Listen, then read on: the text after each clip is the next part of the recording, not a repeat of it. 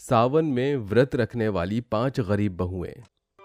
आस्था, आरती, पूजा, श्रद्धा। सुबह हो गई है, जल्दी से उठ जाओ। तुम्हें पता है ना आज सावन का पहला सोमवार है। अरे शिवन्या दीदी, सावन का पावन महीना हम कभी भूली हैं क्या, जो अब के बरस भूलेंगी। चलो फिर जल्दी जल्दी से अपना काम कर लो, फिर मंदिर भी तो जाना है। इसके बाद पांचों बहनें मिल बांटकर काम करने लगती हैं। कोई झाड़ू लगाती, तो कोई घर लीपती, तो कोई पूजा की थाली तैयार करती। तभी उनके पिता गौरी शंकर, जो कि पूरे गांव के पुजारी होते हैं, अपनी बेटियों को देखकर कहते हैं, हे शिव शंकर, ये मेरा सौभाग्य है जो मेरी 5 बेटियां हैं, जिनके होने से ये घर आंगन महकता है। मगर एक दिन ये 5 इस घर आंगन को सूना करके और अपने पिता को अकेला छोड़कर पराए घर चली जाएंगी। ऐसा सोचने भर से ही गरीब गौरी शंकर की आंखों में आंसू भर आते हैं। और फिर, बाबूजी, आपकी 5 बेटी आपको छोड़कर कहीं नहीं जाएंगी। हाँ बाबूजी, हम यहीं रहेंगी आपके पास।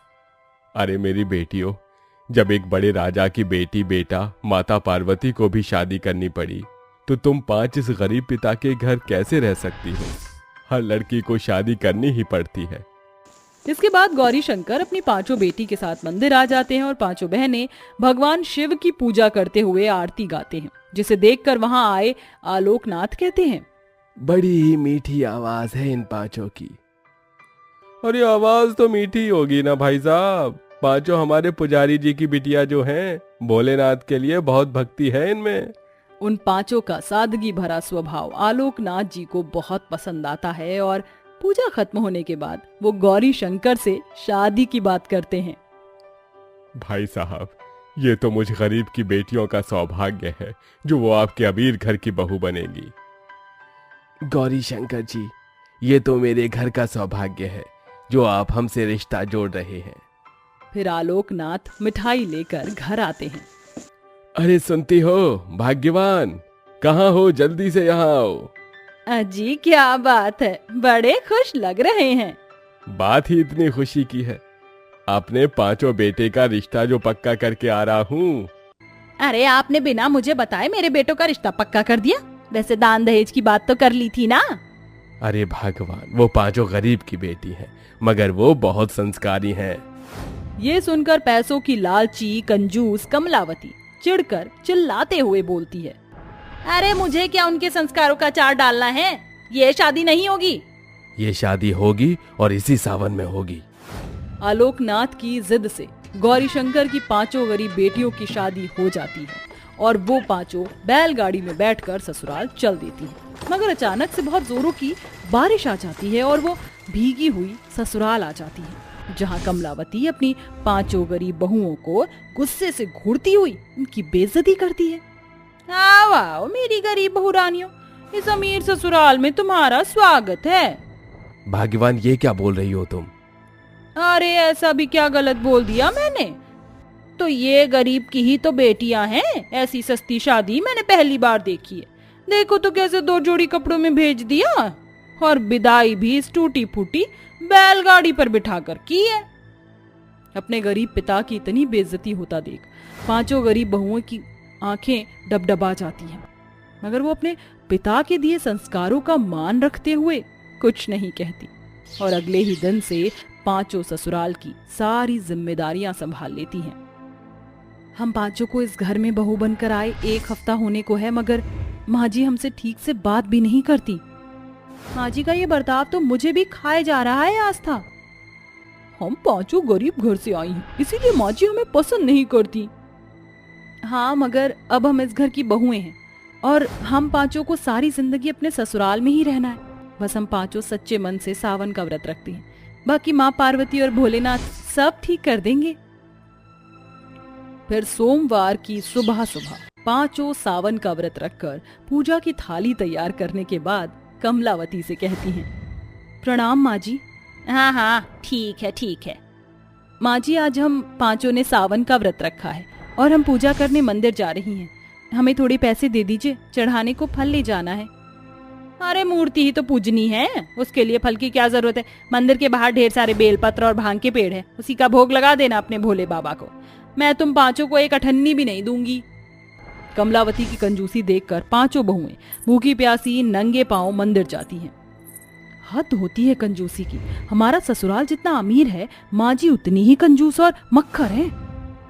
हाँ, बात तो बिल्कुल ठीक है। भगवान को बिना जोड़ा फल चढ़ाए हम पांचों का सावन व्रत कैसे सफल होगा? हमारे पास मंदिर में चढ़ाने के लिए बस ये बेलपत्र और बताशे हैं।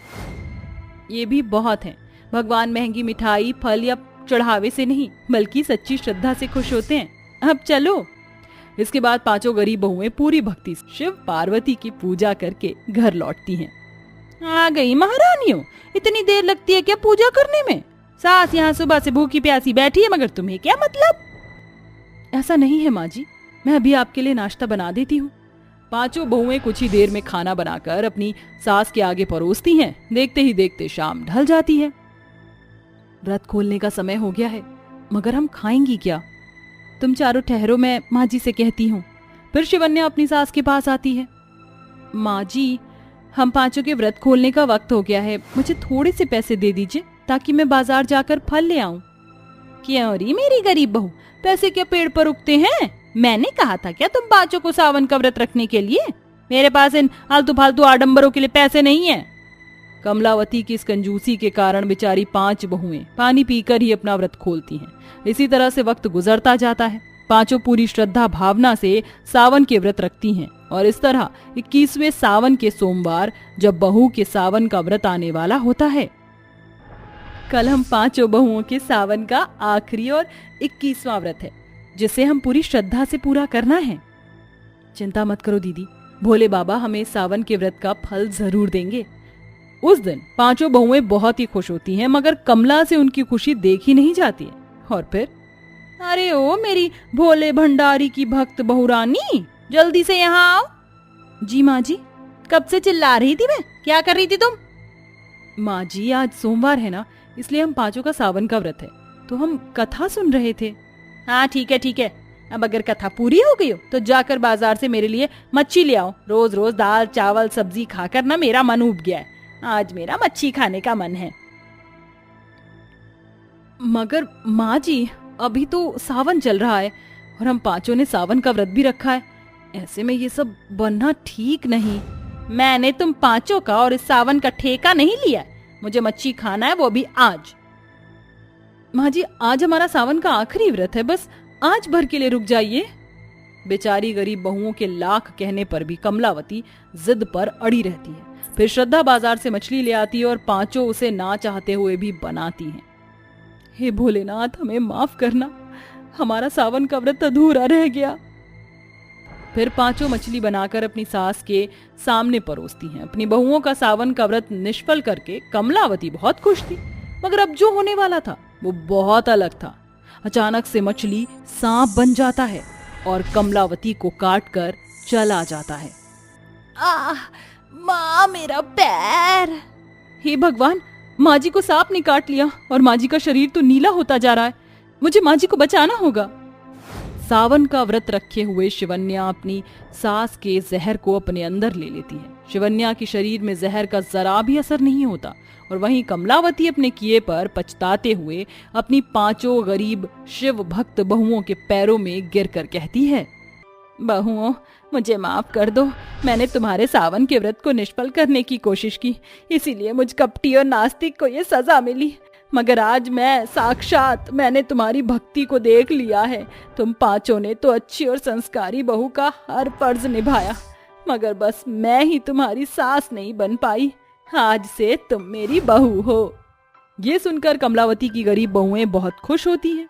ये पांचों गरीब बहुओं की भक्ति का और सावन में रखे गए व्रत का फल ही था कि कल तक जिस कंजूस घमंडी सास ने उन्हें ठुकरा दिया था, आज वो उन्हें खुशी से बहू मान लेती है।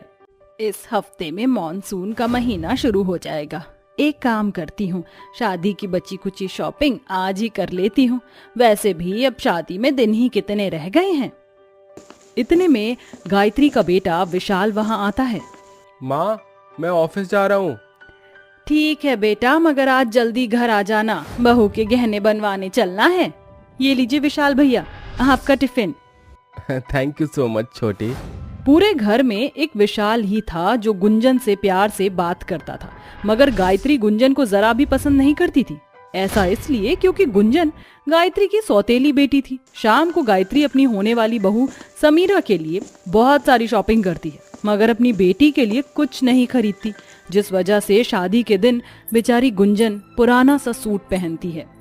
अरे ये क्या गुंजन, आज तेरे भाई की शादी और तूने ये पुराना सा सूट पहना है?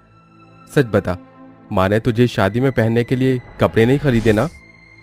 अरे नहीं नहीं भैया, माँ तो मेरे लिए महंगा सा लहंगा खरीद रही थी, मैंने ही उन्हें मना कर दिया। पहले ही शादी में इतना खर्चा हो चुका है और मैं खुश हूँ क्योंकि आज मेरे भैया की शादी है। ऐसा पहली बार नहीं हुआ था जब गुंजन ने झूठ बोला, बल्कि हर बार की बात थी, क्योंकि गुंजन नहीं चाहती थी कि उसकी वजह से घर परिवार टूटे। थोड़ी ही देर में बारात बैंक्वेट हॉल में पहुंच जाती है, जहां समीरा और विशाल की शादी हो जाती है। मगर विदाई के वक्त अचानक से बहुत जोरों की बारिश शुरू हो जाती है। हे राम जी, इस बारिश को भी बहू की विदाई के वक्त ही शुरू होना था क्या? Oh no, shit shit shit shit, कितनी जोर से बारिश हो रही है। अगर इस बारिश की एक भी बूंद मेरे चेहरे पर गिर गई तो मेरा मेकअप बिगड़ जाएगा। एक तो ये लहंगा इतना हैवी है, कोई मेरी हेल्प करो। इतने में गायत्री आगे आकर अपनी बहू को गाड़ी में बिठाती है। बहू जल्दी से गाड़ी के अंदर बैठ जाओ। Thank you so much mummy ji. तभी गुंजन जैसे ही कार का दरवाजा खोलती है तो गायत्री गुस्से से अपनी बेटी को झड़प देती है। अरे ओ गुंजन, यहाँ कहाँ अंदर चली आ रही है? वो माँ, सारी गाड़ियाँ बारातियों के साथ जा चुकी हैं, बस यही गाड़ी बची है, मुझे भी बैठा लीजिए। बिल्कुल भी नहीं, इस गाड़ी में बस हम दोनों सास बहू ही जाएंगे, तू पैदल घर चली आना। आखिरकार गायत्री अपनी बेचारी बेटी को वहीं बारिश में भीगता छोड़कर अपनी समीरा बहू के साथ गाड़ी में बैठकर चली जाती है। लाचार गुंजन लगातार बारिश में भीगते हुए पैदल पैदल घर जाने लगी। तभी सड़क से तेजी में गई एक कार से ढेर सारा कीचड़ बेचारी गुंजन के चेहरे और कपड़ों पर लग जाता है। बेचारी गुंजन सारे रास्ते रोते रोते घर पहुंचती है। अरे छोटी, कहाँ रह गई तू? कब से ढूंढ रहा हूँ तुझे। वो भैया, मैं गलती से वहीं रह गई थी। गुंजन को कीचड़ में सना हुआ देखकर घमंडी बहू उसे घिन करते हुए कहती है, कितनी गंदी बदबू आ रही है। गुंजन वहीं रुक, पहले बहू का गृह प्रवेश होगा, फिर तू अंदर आएगी। ठीक है माँ। फिर गायत्री अपनी बहू का गृह प्रवेश कराती है और समीरा अपने कमरे में चली जाती है। इस तरह से शादी का समारोह खत्म हो जाता है और विशाल ऑफिस चला जाता है। मगर समीरा सुबह से 10 बजे तक भी सोई होती है। वहीं गुंजन एक सुबह की उठी हुई काम कर रही होती है। तभी समीरा रेडी होकर नाश्ते की टेबल पर आती है। गुड मॉर्निंग मम्मी जी। उठ गई मेरी प्यारी बहू, बता मेरी प्यारी बहू ब्रेकफास्ट में क्या खाएगी? अचानक से बिजली चमकने के साथ बहुत ही जोर जोर से बादल गरजने लगते हैं और बारिश शुरू हो जाती है, जिसे देखकर समीरा खुश होकर कहती है, देखिए मम्मी जी, क्या इंसिडेंट है। आज ससुराल में मेरा पहला दिन है और पहली बारिश भी। मैं इसे खूब अच्छे से एंजॉय करना चाहती हूँ। हाँ हाँ, क्यों नहीं मेरी प्यारी बहू, तेरा जो दिल करे तू वो कर, ये तेरा अपना घर है। एक तरफ जहाँ समीरा को अपने ससुराल में अपनी जिंदगी अपनी मर्जी से जीने की आजादी मिली थी, वहीं बेचारी गुंजन के लिए, जो कि उस घर की बेटी है, वो घर उसका अपना होते हुए भी अपना नहीं था। समीरा को बारिश में भीगते देखकर गुंजन को भी बारिश में भीगने का मन हुआ, मगर जैसे ही वो छत पर जाने लगी, गायत्री उसे टोकती है। अरे ओ मेरी सौतेली बेटी, कहाँ जा रही है तू? माँ, मुझे भी बारिश में नहाने का बड़ा मन है, थोड़ी देर में नहा कर आ जाऊं? कोई जरूरत नहीं है तुझे बारिश में नहाने की। मगर माँ, मैंने कह दिया तो बस कह दिया, और वैसे भी इस बारिश में नहाकर भी तेरे रगों में दौड़ रहा गंदा खून साफ नहीं हो जाएगा। तू तेरी माँ और मेरे पति की गलती की निशानी है। तुझे देखती हूँ तो हर रोज मेरे जख्म हरे हो जाते हैं। मगर माँ, इसमें मेरी क्या गलती है? भले ही मुझे किसी और ने जन्म दिया है, मगर मैं आपको अपनी ही माँ मानती हूँ।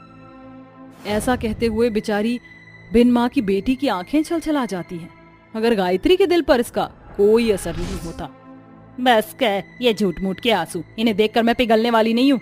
जा जाकर मेरे और मेरी बहू के लिए गर्मा गर्म समोसे और चाय बना कर ला। बेचारी गुंजन चुपचाप किचन में जाकर समोसे बनाने लगती है, मगर उसका पूरा ध्यान बाहर हो रही सुनहरी बारिश की तरफ ही था, जिसमें वो खुलकर खुशी से नाचना और भीगना चाहती थी। कुछ देर बाद गुंजन चाय समोसे लेकर बाहर आती है, जहां समीरा भीगे हुए कपड़ों में सोफे पर बैठी होती है और गायत्री बड़े प्यार से अपनी बहू के बाल पोंछ रही थी। बहू, क्या जरूरत थी इतनी बारिश में भीगने की? देखो पूरे कपड़े और बाल गीले कर लिए, अगर बीमार पड़ गई तो? मम्मी जी, आप जो इतने प्यार से मेरा ख्याल रख रही हैं, मैं बीमार कैसे होंगी? अरे वाह, गर्मा गर्म चाय समोसे तेरे लिए ही बनवाए हैं बहू, खा ले। और तू गुंजन, ये घर में गंदगी और पानी फैला हुआ है, अच्छे से पोछा लगा दे। ठीक है माँ, अभी कर देती हूँ। एक तरफ जहाँ सास बहू बड़े मजे से सोफे पर बैठी बारिश के मौसम का मजा उठा रही थी, वहीं बेचारी बेटी कामों में लगी रही। अब ऐसे ही जब भी बारिश होती, गायत्री अपनी बहू की एक फरमाइश पर उसके लिए कभी पिज्जा, कभी रबड़ी, जलेबी लाने के लिए बेचारी गुंजन को भरी बारिश में भेज देती। फिर एक दिन, आज सावन का पहला सोमवार है, प्रसाद, फूल, फल, बेलपत्र सब रख लिया, अब जल्दी से चली जाती हूँ वरना मंदिर में भीड़ हो जाएगी। गायत्री पूजा करने मंदिर चली जाती है, मगर घर लौटते वक्त वो बारिश में गिर जाती है। मूसलाधार बारिश के कारण सड़क पर घुटनों भर पानी भर जाता है और गायत्री का पैर एक गड्ढे में फंस जाता है। हे भगवान, ये मेरा पैर कहाँ फंस गया, दिखाई नहीं दे रहा है। गायत्री अपना पैर निकालने की कोशिश करती है, मगर एक गाड़ी उसे टक्कर मार देती है और गायत्री काफी देर तक वहीं बारिश में बेहोश पड़ी होती है। तभी वहां से गुजर रही गुंजन अपनी माँ को देखकर घर ले आती है और डॉक्टर को बुलाया जाता है। डॉक्टर साहब, मेरी माँ ठीक तो हो जाएंगी? देखिए, इनके दोनों घुटनों में गहरा फ्रैक्चर आया है, इसलिए अब ये कुछ महीनों तक चल फिर नहीं पाएंगी। इनका ख्याल एक बच्चे की तरह रखना होगा। शायद इन्हें बाथरूम ले जाना और ले आना भी आपको देखना होगा।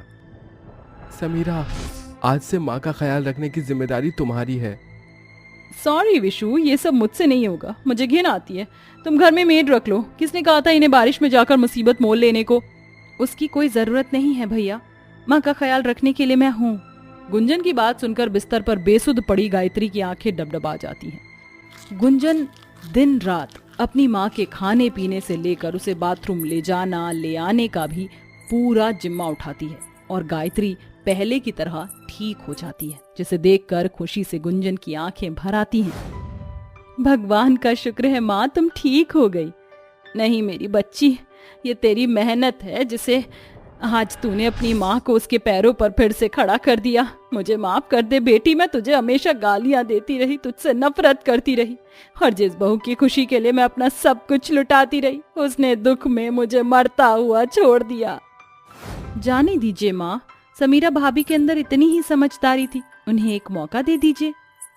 मम्मी जी, मुझे अपनी गलती का एहसास हो गया है, प्लीज मुझे माफ कर दीजिए। गायत्री अपनी बहू को माफ कर देती है और अब तक गुंजन जिस अपनेपन और माँ के प्यार के लिए तरसती रही, अब उसे अपनी माँ से वो प्यार मिलने लगा और बारिश का मौसम जाते जाते उस बेटी की झोली को खुशियों से भर जाता है।